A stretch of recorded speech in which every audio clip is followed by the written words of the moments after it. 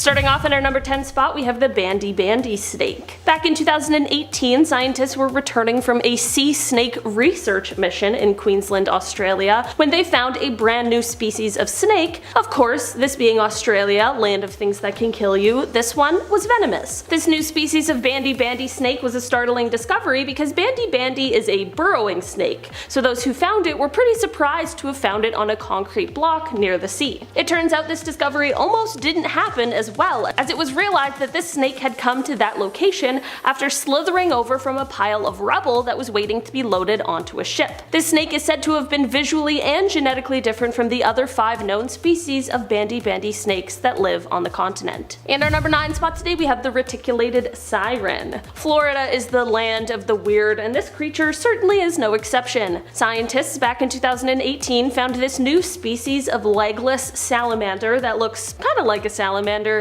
kinda like a snake with gills, and kinda like a leopard. This species is said to be among the largest found in the United States in the last century, so it is no doubt that this was quite the find. Researchers said that the creature is completely aquatic and has a long eel-like body, 2 forelimbs, no eyelids, gills, and a horny beak and a spotted pattern on its skin. What's funny is that, while unknown to science, this creature was locally known and it was referred to as a leopard eel. Scientists, while they appreciated the name, thought that they should change it to something more formal since this animal is neither leopard nor eel. In our number 8 spot today, we have the brittle star. This is a species that was found in 2011, but it took 10 years for it to be researched and fully classified, which happened just last year in 2021. This is a species of brittle star that was found during an expedition on the Banque Durand seamount, which is off of the coast of New Caledonia in the Pacific Ocean. This specific brittle star first caught the attention of experts because of 2 atypical features. One was that it had 8 arms. This was unusual because most have 5, and the other unusual feature is their 8 sets of razor-sharp teeth. It is believed that these teeth, which line every jaw, are used to snare and shred their prey. This creature definitely is quite remarkable and is the product of millions of years of evolution,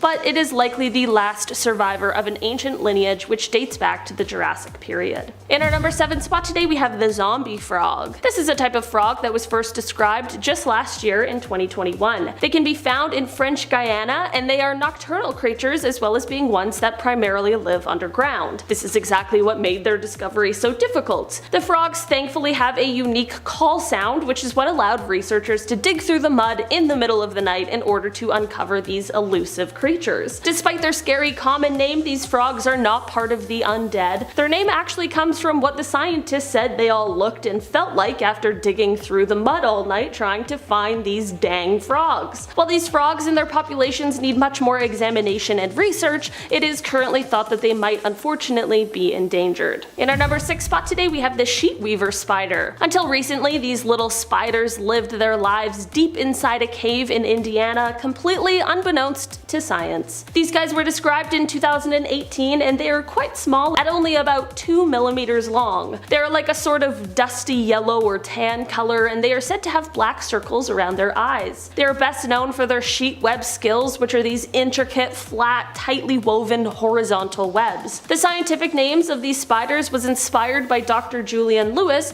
who is said to have assisted greatly in the discovery of this new spider species. It is said that this discovery marks the 15th species in the genus and the 5th known to live their lives only in caves. In our number 5 spot today, we have JONAH'S mouse lemur. Mouse lemurs are, of course, a group of lemurs who are shy nocturnal primates. These animals are usually found in Madagascar and are the smallest group of known primates in the world, usually growing to around the size of a human fist. Back in 2020, scientists were able to discover a new kind of mouse lemur, which is now being called JONAH'S mouse lemur. They were able to distinguish this new species from the others by using genomic data and mitochondrial DNA, as well as just its general appearance. These new ones are slightly bigger than average, and they have a reddish-brown body with white stripes on their nose, thick fur, and small little ears. So far, we have only found JONAH'S mouse lemurs in a small lowland rainforest in northeast Madagascar. Madagascar. Unfortunately, with their discovery comes the realization that they are also endangered, which is actually the case for all lemurs, mouse or otherwise. The main threats to their life come from the deforestation currently happening within Madagascar and their natural habitats. In our number 4 spot today, we have the forest bumblebee. These little guys were found by researchers from Sweden in the Rocky Mountains of Colorado. The reason they hadn't been previously discovered is because they look identical to another species of bumblebee that had already been discovered, but through genome sequences, we were able to finally realize that there is a distinguishable difference. This discovery has led researchers to believe that there may be even more undiscovered species of bumblebees than previously thought, as well as the fact that the warming of colder regions might be prompting the birth of new species. This is super cool because of course evolution is a thing that takes a lot of time, but it truly is happening all around us all of the time. Because this discovery came just last year, more research will soon be conducted to see just how many species of bumblebees we've been misidentifying. Maybe we're really close to learning about even more new ones. In our number 3 spot today, we have the Central African slender snouted crocodile. This is a species that was discovered quite a while ago, but it wasn't until just a few years ago that it was realized to be its own species. After 2 main studies into this species, one in 2014 and one in 2018,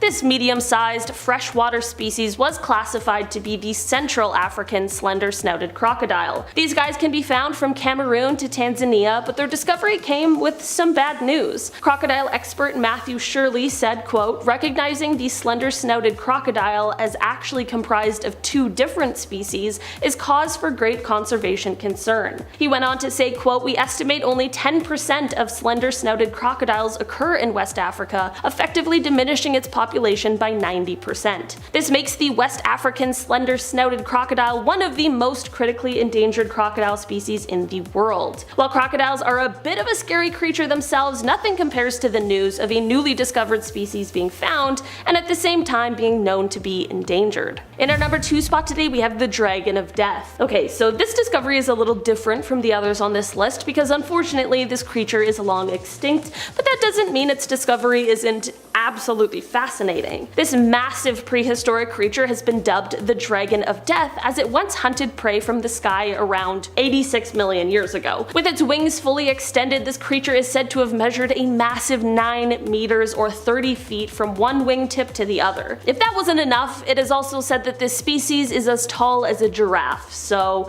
in just size alone, this creature is absolutely terrifying. While scientists believe that this creature spent most of its time on the ground, they also believe that it may have been one of the first predators to use its wings to hunt prey, as it lived and flew in a time before the evolution of birds. In our number 1 spot today, we have new nematodes. Back in September of 2019, a wholesale tarantula breeder, which for a second, let's just talk about how that sounds like the worst job in the history of jobs. Anyway, this guy contacted a parasitologist named Adler Dillman because there was a mysterious infection that was harming some of his tarantulas and he needed help figuring out what it was. The specimens who were sent for testing were found to have an odd white mass around their mouth area. This led to Adler recognizing these as nematodes. It is said that prior to this, scientists in Europe did identify the first nematodes found on tarantulas, but the research only examined the worms themselves and not the worms as found on the spiders. Adler was able to see this gap in the research and fill it in with some frightening information. Once infected by these worms, tarantulas will begin to exhibit strange behaviors. They will do things like walking around on their tiptoes, they won't eat, and the appendages that control their fangs will stop working. Tarantulas apparently don't need to eat a lot, so it may take a while, but this will eventually prove to be fatal, and the spider will starve to death as a result of these newly discovered worms. While we understand the effects, at this point in time what's left to understand is how these parasites are actually able to change the tarantula's behavior. Also, the scientific name of these guys is named after Jeff Daniels because of the fact that his character in the 1990 film Arachnophobia saves a town from a deadly infestation of spiders. So, who said that scientists don't have a sense of humor? In our number 10 spot, we have the elephant bird. The elephant bird became extinct approximately 1000 to 1200 CE, and it is most likely due to human activity due to hunting, climate, and vegetation vegetation change and habitat loss due to deforestation. These birds are from the ratite family, Epornithidae, and they were enormous flightless birds. They used to live in Madagascar. They stood about 9.8 feet tall and weighed approximately 1,600 pounds. Their closest living relative is the kiwi bird. It is said that they most likely ate low-hanging fruit, even though they look like they could gobble you up in one go. I would have personally thought them to be carnivores, but thankfully not. I would be fine if scientists brought them back. Any herbivore, is fine, but if they pulled a Jurassic Park on us and brought back the carnivores, then I would not be okay. In our number 9 spot, we have the Pyrenean IBEX. The Pyrenean IBEX was basically a wild goat. When people say that they love goats, I'm always a little perplexed. Why? Just why? Watch my dad will for sure watch this episode and will say something like, "Hey, I love goats," and yes, he does indeed. I don't know why. He's always sending me goat videos when he goes to his friend's farm. I shall never understand. Anyways, this wild goat was 5 feet long and apparently 30 inches tall. It was found in southwestern Europe, and the species died out in 2003, which is really not that long ago. I was 13. Shoot, I need to stop giving away my age. I mean, I was just born. Anyways, the last goat was born and died 7 minutes after its birth due to a lung defect. Hunting, inbreeding, and other factors basically caused this goat's extinction over time. Honestly, it's a bit of a shame that this goat no longer exists because it looks rather majestic, much more classier than regular goats. In our number 8 spot, we have the Chinese river dolphin. It breaks my heart to think that a species of the dolphin might be extinct, but sadly it is. The Chinese river dolphin, known as the BUMBLEBEE, sadly went extinct in 2002. It primarily lived in freshwater rivers, primarily in the Yangtze River. The main reason for its extinction is due to the impact of humans. It was directly targeted by meat lovers, but also due to an increasing amount of construction projects on the river. The dolphin, who relies primarily on its sonar capabilities, found it hard to navigate for food because of the construction noise. Pollution in the waters also didn't help either, as well as overfishing. The males were about 7.5 feet long, while the females could be about 8.2 feet. I have a soft spot for dolphins, so honestly I really hope scientists are able to bring this one back. In our number 7 spot, we have the dodo bird. The dodo bird is a bird that I would probably be terrified of if I was in a room alone with it, as it's just kinda scary looking. I don't know. I'm not a massive fan of birds in general, so maybe my biases. The dodo bird lived on the island of Mauritius. The bird was about 3.3 feet tall when alive. They went extinct in the 17th century, so quite a long time ago now. What did they eat? Well, their diet primarily consisted of eating from a specific tree that was, called the dodo tree, but the scientific name for the tree is called tambalacoke tree. They also ate nuts, fruits, roots, and small insects. So really I would have nothing to be afraid of. I bet it would totally mess me up though, cause they were, big birds. My scrawny self would just hide. In our number 6 spot, we have the Tasmanian tiger. The Tasmanian tiger, despite its name, isn't actually a tiger, but was named this due to its tiger-like characteristics. The tiger only recently went extinct in the 20th century in 1936. The species slowly began to decrease about 2,000 years ago due to pressure from indigenous human settlers. They lived primarily in Australia and New Guinea. They were typically 39 inches to 51 inches long and 24 inches high. They have a close living relative, and that's the Tasmanian devil and the numbat. Not gonna lie, I had no idea the Tasmanian devil was a real animal. I totally thought it was just a lovable cartoon character, so I'm shook.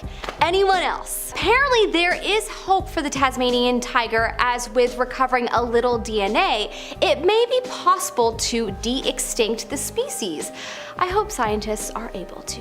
In our number 5 spot, we have the woolly mammoth. If the woolly mammoth was brought back to life and found just wandering around the world, I don't know how I would feel. Not gonna lie. I mean, first thought is to be terrified, but maybe that's dramatic because it's not like it would try to eat me because they are herbivores. Hashtag drama queen. Apparently the woolly mammoth would be about 10 feet to 12 feet high with a weight of up to 6 tons. They are the relative of African elephants and they went extinct about 4,000 years ago in East Asia.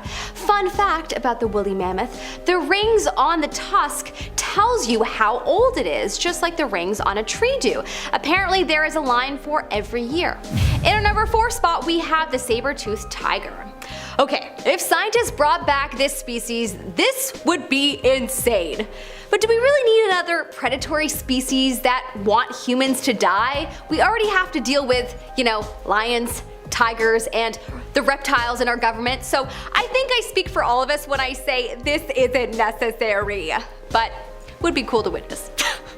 The saber-toothed tiger has been a wonder to many for so long. They are famously known for their long, curved canine teeth. It could weigh anywhere between 485 pounds to 961 pounds. It was approximately 39 inches tall. Its closest relative is the tiger, of course. They originated in North and South America about 10,000 years ago, so it would be extraordinary if scientists found a way to bring them out of extinction. In our number 3 spot we have the GLYPTODON. The GLYPTODON is a larger subfamily of the armadillo. They were around from approximately 34 million years ago in South America, and when the continents became connected, they spread to North America. They were about 12 feet long and 1.5 feet high. They had fluted teeth and they were covered in a thick bony carapace. They went extinct approximately 7,000 to 8,000 years ago. It's so interesting how much bigger animals were thousands of years ago, and now all of these big animals have much smaller subfamilies that are alive today. I mean, obviously that's better for us humans, as the less threats we have physically, the better, but still interesting to note. In our number 2 spot we have the quagga. Okay, so you're probably thinking, Melissa, is this not just a zebra? Yeah, it is a species of zebra, but it's still different and it's extinct, and scientists are thinking of bringing it back. The quagga went extinct in the 19th century, and one of the last pictures that we have of the quagga alive is from 1870 in a London zoo. It's a subspecies of zebra from South Africa. It's about 8 feet 5 inches long and 4 feet 5 inches tall. It has a sandy brown coat with a white tail and stripes from the top to the middle part of its body. They were herbivores and would typically live 20 to 40 years. They look, pretty majestic to me. I hope this is a species that scientists are able to bring back. In our number 1 spot we have the ground sloth. The ground sloth is from South Africa and went extinct approximately 11,000 years ago, and some of the species of ground sloths have been extinct longer. The MEGATHERIUM, for example, has been extinct for 12,000 years, and this one in particular looks more like a bear than a sloth. It was massive and could be up to 20 feet tall, weighing about 6,600 pounds. Imagine these sloths were just roaming the world today. There are already enough scary bears in the world. I feel like, we're good without this one. But still, this would be an unbelievable breakthrough if we could bring back these creatures. Although I am sure that they wouldn't be as friendly as Sid from Ice Age. That short, cute little guy wouldn't hurt a fly. His lisp is literally the cutest thing in the world.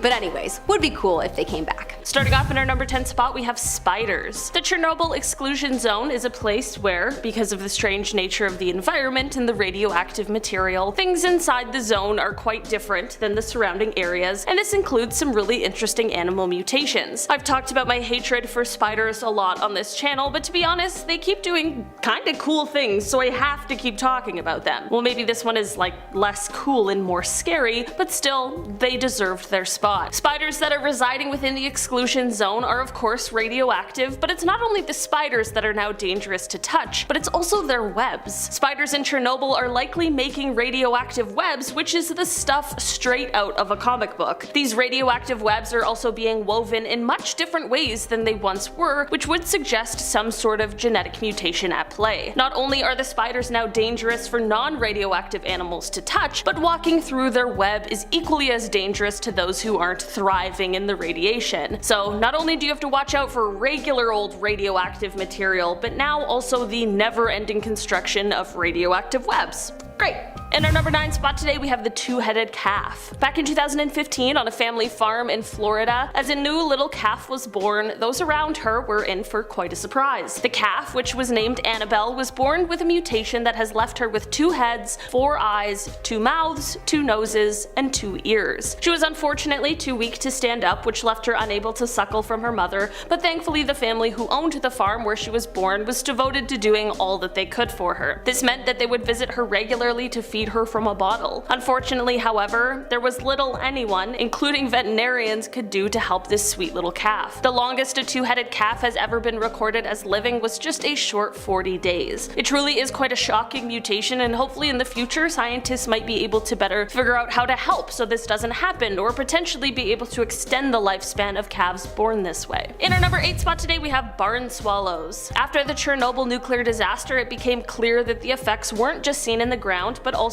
in the sky. The barn swallows in Chernobyl are one animal who have seen a change in their physical appearance that has lasted all the years since the nuclear meltdown. It is unclear why these birds have been affected greater than their land animal counterparts, or if these changes will ever reverse to their previous state, but here's what we are currently dealing with. The swallows appeared to have severely deformed beaks, disproportionate feathers, some had partial albinism, and they were seen to have much smaller brains. Of course, some of these issues are much worse than others, and I'm sure these changes have significantly affected their ways of life, but of course they continue to adapt as time goes on. It is sad that this human-made disaster has affected them in such a negative way, but the fact that they are still around really shows their adaptability and resilience. In our number 7 spot today we have Donald the Duck. Alright, people are gonna have to get a little more creative with their baby animal names, because for this one we are talking about a duck named Donald. I mean, cute, but not very original for this super unique creature. Donald was born, or hatched I should say, by a family in Louisiana in 2014. Apparently when born, Donald was perfectly healthy with the exception of having 2 extra legs. This little dude was a lot luckier than some of the other animals on this list today,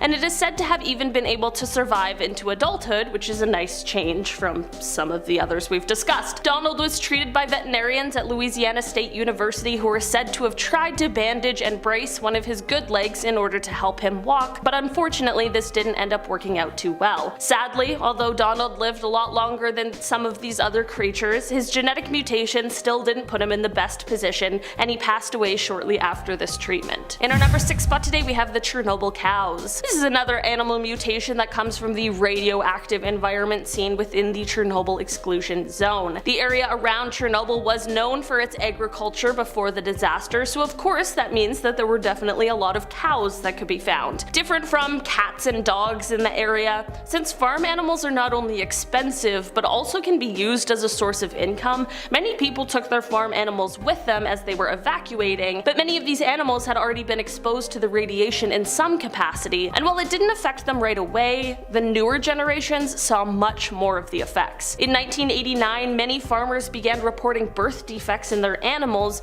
some being much more severe than others. As time went on, the cows became less mutated, but that doesn't mean that the effects went away. As the cows continued to graze on feed that was contaminated, the effects became more internal. This has led to completely normal looking cows near the exclusion zone beginning to produce milk that is toxic and not fit for consumption. This is just such another clear example of how even though the visible effects may have worn off, there are still lasting effects that we probably hadn't even previously considered. In our number 5 spot today we have Baby Shark. Sorry for getting that song stuck in your head. All I gotta do is say it. So apparently, shark fetuses with 2 heads are becoming more common around the world. Who would have thought? According to experts, the mutation that leads to this trait is known as axial bifurcation, and it's seen not just in sharks but other animals as well, including humans. The question though is why it is starting to happen more and more often. Sadly, this mutation has quite a negative impact on the sharks, as it is unlikely that the sharks with this mutation will even live to see their own birth. For those who do survive until birth, it is highly unlikely that they will survive long in the wild. Right now, scientists are working hard to figure out what is causing this mutation specifically in sharks. The leading theories include overfishing, which is leading to a smaller gene pool and thus a higher susceptibility to genetic mutations, or even potentially things like metabolic disorders, pollution, or viral infections. In our number 4 spot today we have Medusa. Medusa is a 2-headed snake who apparently comes with a steep price of $50,000. According to her owner, he was willing to pay that kind of price because he wanted her since the day she was born. The guy's really passionate about this snake, and the reason why, according to him, is that, quote,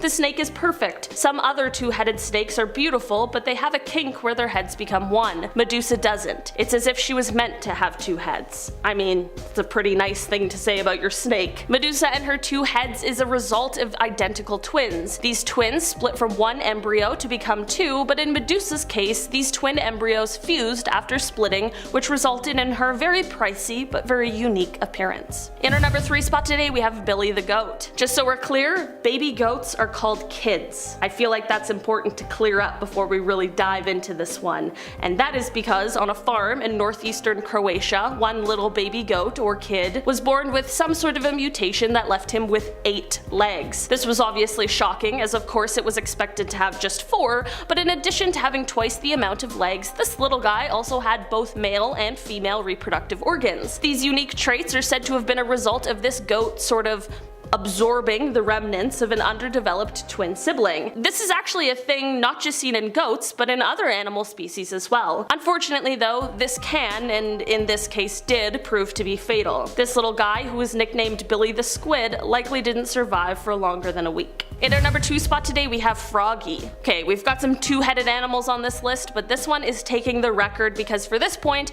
we have a 3-headed frog. Found in the waters of a seaside resort in Somerset, England, this unique creature named Froggy is said to have escaped captivity. Clearly he's using all 3 of his heads, clever little guy. Not only does Froggy have 3 heads, but he also has 6 legs, and the culprit behind this unusual scenario is said to be either just a birth defect or potentially a result of water pollution. Froggy was truly baffling to scientists, with one Tim Halliday even saying, quote, "I've never heard of a frog like this before. People have been reporting mutant frogs for 200 years, but to find one with 3 heads and 6 legs is very rare. Seems as though Froggy really is 1 in a million." In our number 1 spot today we have tuskless elephants. So you know how there are those terrible people who hunt huge, gorgeous animals for no reason at all other than to steal their ivory tusks in order to make a profit? Well, those people may have just caused a genetic mutation in elephants that might just end up kind of protecting these extraordinary creatures. More than 20,000 African elephants are killed every year just for their tusks alone, leaving their bodies behind. Decades and decades of illegal poaching of these animals and the constant killing of tusked animals means that, from an evolutionary standpoint, not having tusks is certainly more advantageous. Elephants without tusks is a hereditary trait that is caused by 2-tooth genes. Tuskless elephants are more likely to survive because they aren't being hunted as often, which means that this trait is being passed down more often. In fact, it is thought that the number of female African savanna elephants without tusks rose from 15% to 51%. I also only mentioned females because apparently in males, the tuskless gene is lethal. Scientists predict that this change is so significant, even as poaching eases, this is likely a change that will still be seen for generations, which could have an absolutely devastating impact on the future of elephants. Kicking off the list at number 10, the Steller's sea cow.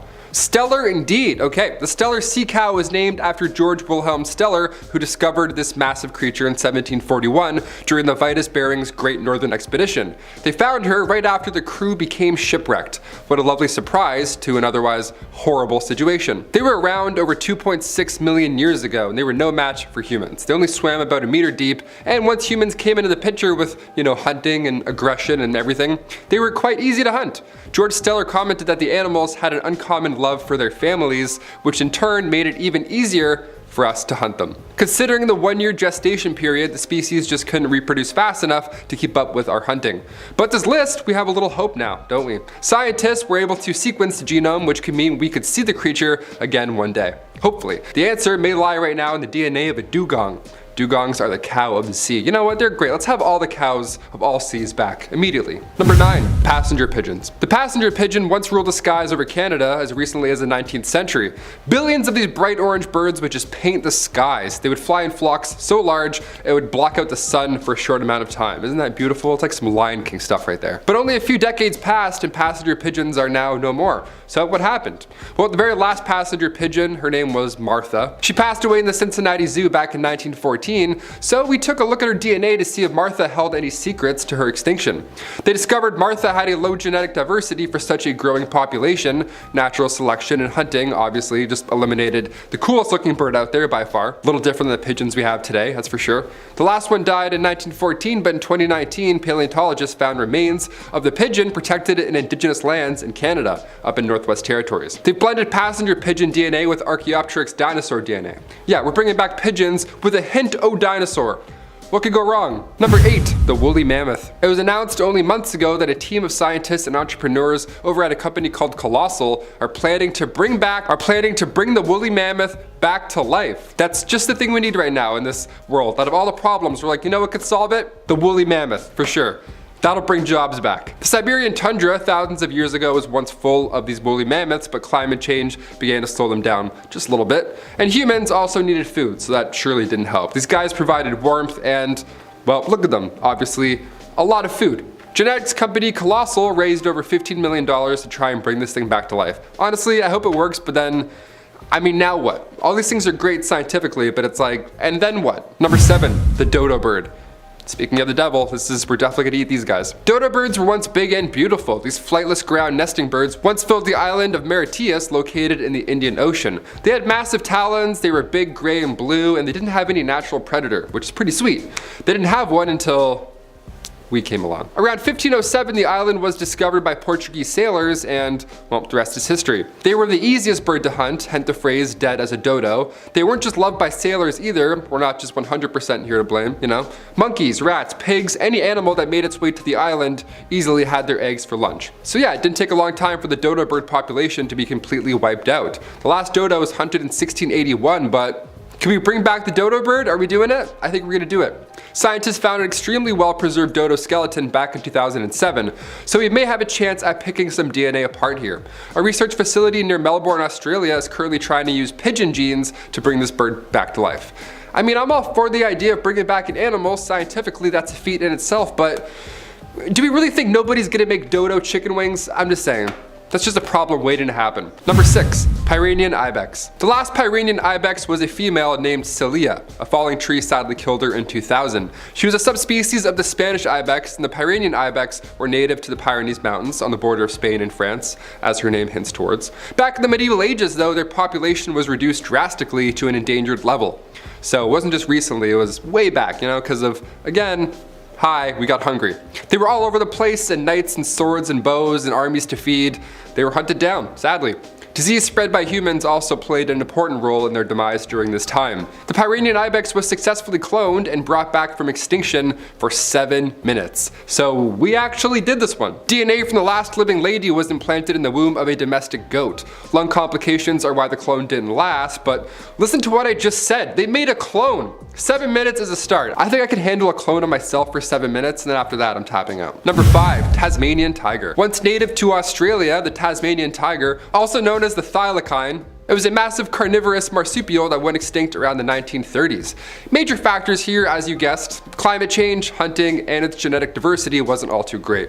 It was sad on one hand because these beautiful creatures disappeared so recently, but it's recent enough that we have a shot at bringing them back. So we're like, but maybe. Yeah, imagine looking outside and seeing this thing on your front yard. Are we ready for this? Specimens still remain preserved in jars. Thank God for those jars. About time we open those things up, right? All those jar guys are like, finally, pull this one out. Already we have some of the Tasmanian tiger genes present after scientists inserted them into a mouse fetus. The Australian Museum has been working hard to bring this beast back to life. They're only still lacking the DNA to fully recreate it. So if you have any jars of Tasmanian tiger parts, you know, help us out, hit those thumbs. Number 4, the great auk. Once thriving in colonies off North Atlantic coasts, the great auk would grow to 30 inches long and its tiny wings would be only used to swim. Had little tiny little wings. The wings were much smaller. They were about 13 centimeters long, little flappy arms. No wonder they couldn't fly. Look at these things. Oh my god. They were cute, but obviously they were quite defenseless. Around the 1500s, European fishermen discovered this perfect area for hunting, and it just happened to be where most of these great auks were hanging out. Newfoundland looked like the iceberg from Club Penguin, and then we just rolled in and we're like, ho ho ho, we are so hungry. It was packed, so they rapidly declined, and by 1950 the last 2 known specimens were hunted by a single fisherman on LD Island, just off the coast of Iceland. Scientists plan on using genetic information extracted from their fossils or preserved organs, remember those jars of organs always coming in handy. They plan on editing their DNA in the closest living species, which is now the razor-billed auk. The organization Revive and Restore is behind the wheel on this one, and I'm hoping they pull through. Number 3, the moa. This New Zealand bird went extinct about 600 years ago. Moa were these flightless birds, massive might I add, and archaeologists first discovered its fossil in a cave. Its flesh and everything was still attached, that's the gross part. These ancient birds would reach about 5 feet tall, and when you think of dinosaurs, you probably think that's quite petite in comparison. These birds stopped flying right after the dinosaurs went extinct. Interesting timing. According to biologist Matthew Phillips from the Australian National University in Canberra, these birds safely roamed the land after they didn't need to make these daring dino escapes in the sky. They walked around, got fat, and would hang out in caves. Honestly, pretty ideal. Phillips says this is an advantage when it comes to birds and evolution because wings, be it big or small, kill energy.